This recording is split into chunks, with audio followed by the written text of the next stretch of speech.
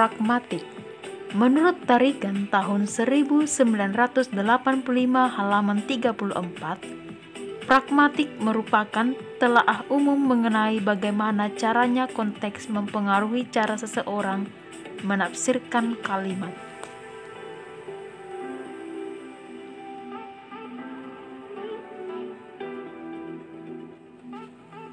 Asal-muasalnya yang pertama, kaum Sofis tahun 500 sebelum Masehi. Pada masa ini, para kaum Sofis meneliti bahasa pada pidato-pidato politik.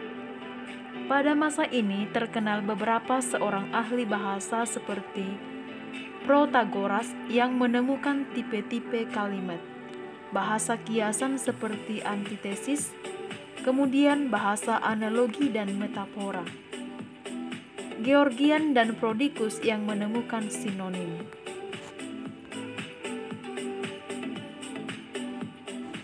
India 400 sebelum Masehi. Di India bahasa Sanskerta tumbuh dengan pesat. Pada abad ke-4 di India lahir seorang ahli bahasa dunia yang terkenal, yaitu Panini. Beliau pertama kali berhasil menyusun hukum-hukum tentang bahasa Sanskerta yang dapat membedakan antara akar kata dan kata, bagaimana cara membentuk pangkal kata dan sebagainya.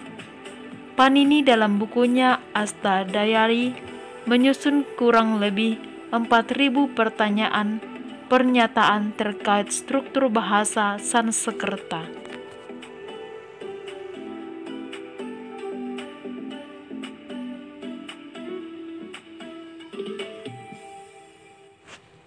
Bangsa Romawi 4 Masehi. Oleh Aurelius Donatus, beliau menganalisis tulisan-tulisan klasik yang tertulis dalam bukunya yang berjudul Ars Minor. Friscia menggunakan model-model untuk menganalisis kutipan-kutipan yang dikumpulkan dari orator-orator ternama. Idenya itu tertulis dalam bukunya yang berjudul Grammati.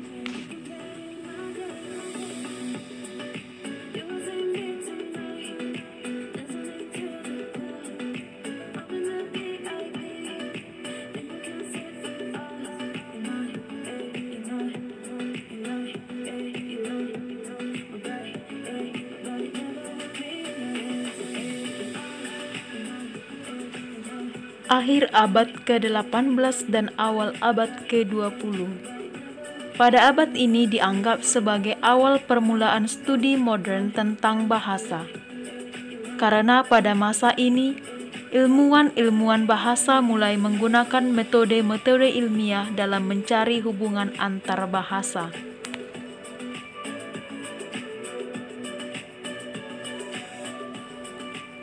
Kaum strukturalisme.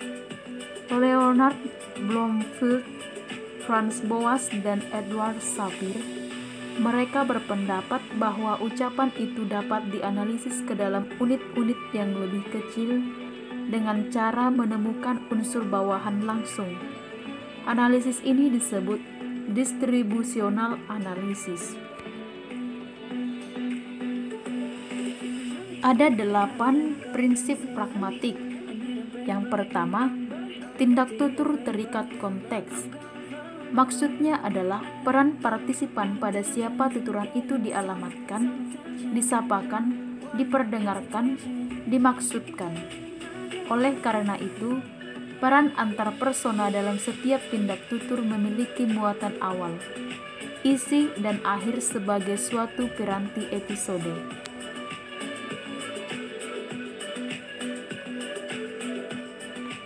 2. Prinsip kerjasama menurut Gris.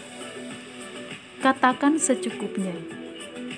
Demi kerjasama penutur antar persona berkewajiban memelihara tuturannya sedemikian, sehingga teman tutur dapat memproses segala informasi yang disajikan dengan mudah, lugas, luwes, dan jelas. Sebaliknya, teman tutur wajib tanggap terhadap tuturannya.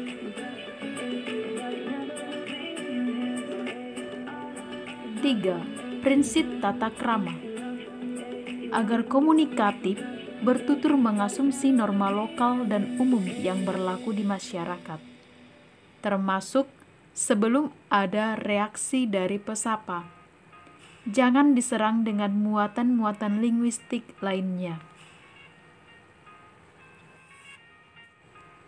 4. Praktik wacana.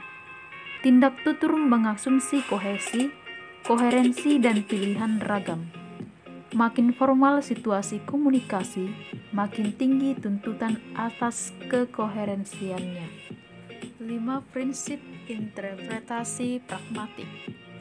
Prinsip interpretasi lokal pendengar wajib menginterpretasi ujaran pembicara sebatas makna pembicara.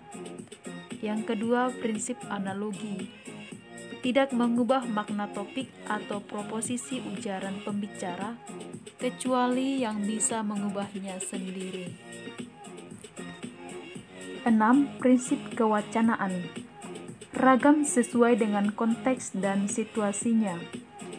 7. Prinsip sosialisasi, santun bahasa, norma lokal dan interlokal.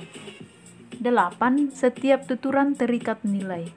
Ragam sesuai dengan konteks dan situasinya.